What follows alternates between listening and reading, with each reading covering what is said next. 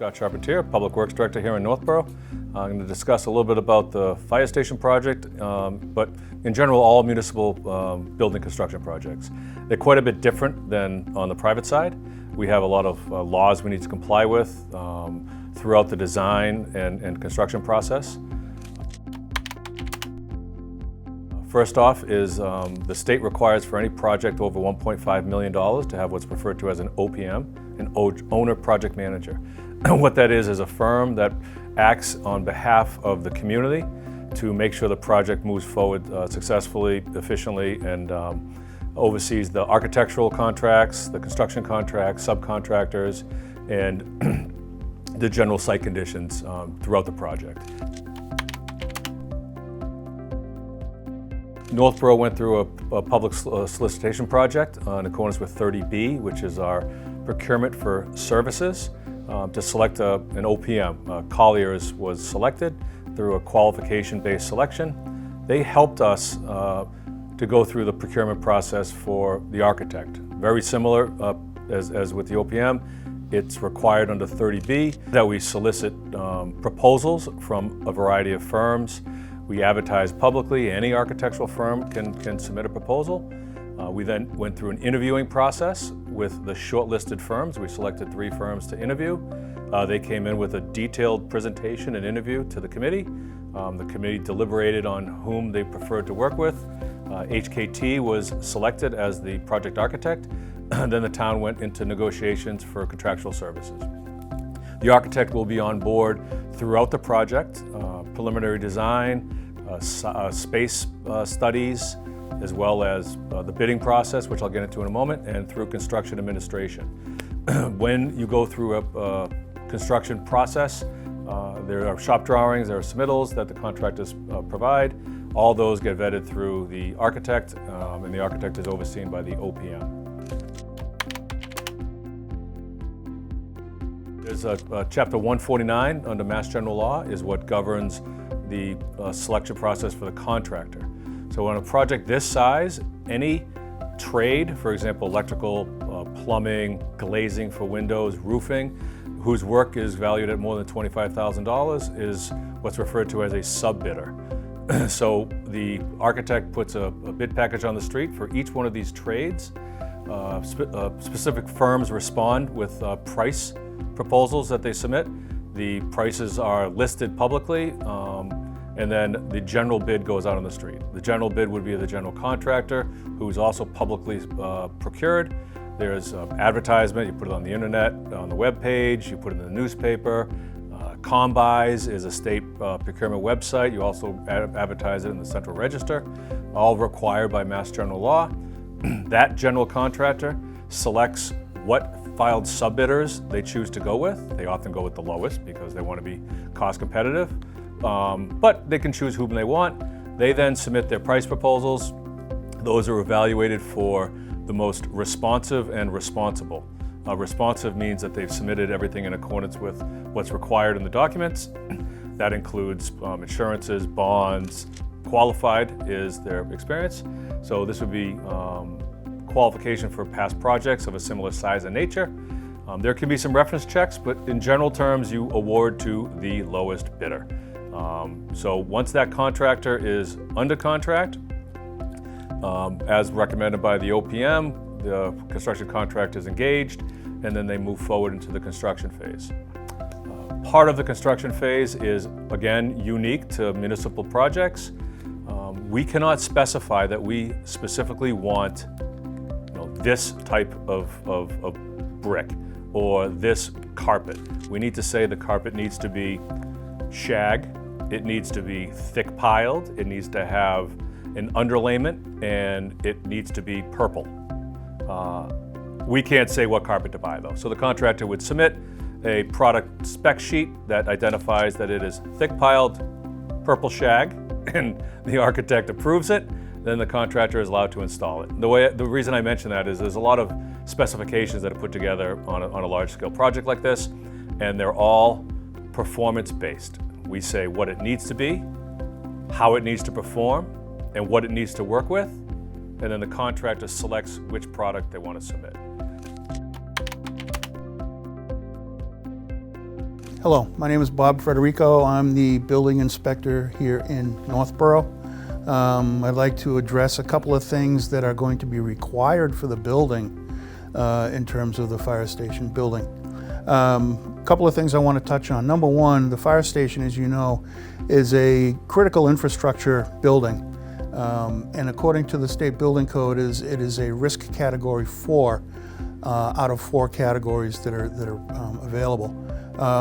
Category 4 is the requirement to make these buildings as robust as possible. So Category 4 has additional performance requirements for wind resistance, making sure the cladding on the exterior of the building stays where it belongs.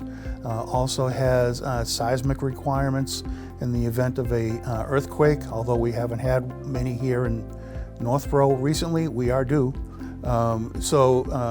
The risk category 4 building requires additional structural upgrades to the building. Again, this is a building that has to operate 24/7 and in all weather conditions. The energy requirements are very stringent for the fire station, and this is all driven through the building code. The fire station is going to have 3 zones: a hot zone, a warm zone, and a cool zone. Essentially the apparatus bay, the offices, and the area where the general public is going to go.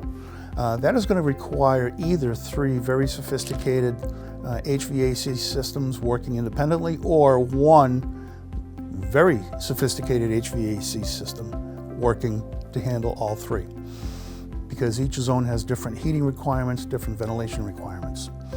The entire building has to undergo an energy demand modeling software and project called TEDI. It is the Targeted Performance Compliance Initiative. And what it does, it looks at the insulation, the heating systems, the demand for the heating and cooling systems, the thermal performance of the windows, how much light is coming through. All that is put into a matrix, and it's modeled, and the modeling software gives us a score, and that will determine what needs to be done in the building. Where you may have to have more insulation, you may have to have triple glazed windows. So that's going to be a cost driver. Another thing to think about with the energy code is we have significant requirements for solar ready, so we have to have additional structure capability for the roof. And we also have EV charging stations out of the parking lot. You know, the typical energy requirement is 20% of all spaces. It needs to have the capability. And the other thing that we have to talk about is the accessibility board, AAB Chapter 521 CMR, in terms of, you know, the entire building needs to be accessible, okay, where the general public would be expected to go. So we're looking at, you know, level sidewalks, level paving. We're looking at appropriate entrances and exits in and out of the building. We're looking at appropriate amenities like water fountains, bathrooms, service desks that are the appropriate height. So all of those things are currently in the building codes. They are not for negotiation, and they are a requirement. And those are all things that will contribute to the cost of the building. About 2.5–3 years ago, the energy code was taken out of the building code in terms of the writing and enforcement of it, and was given to the DOER, which is the Department of Energy Resources. One of the issues with that is that they have taken big steps in a very short amount of time to heighten the requirements for energy efficiency. You know, thermal performance of the windows, thermal performance of the building materials, wind resistance, to the point where you know, the buildings are constructed so tightly that air cannot naturally enter and leave. And what has to happen is the HVAC systems is now responsible for bringing in fresh air for people to breathe.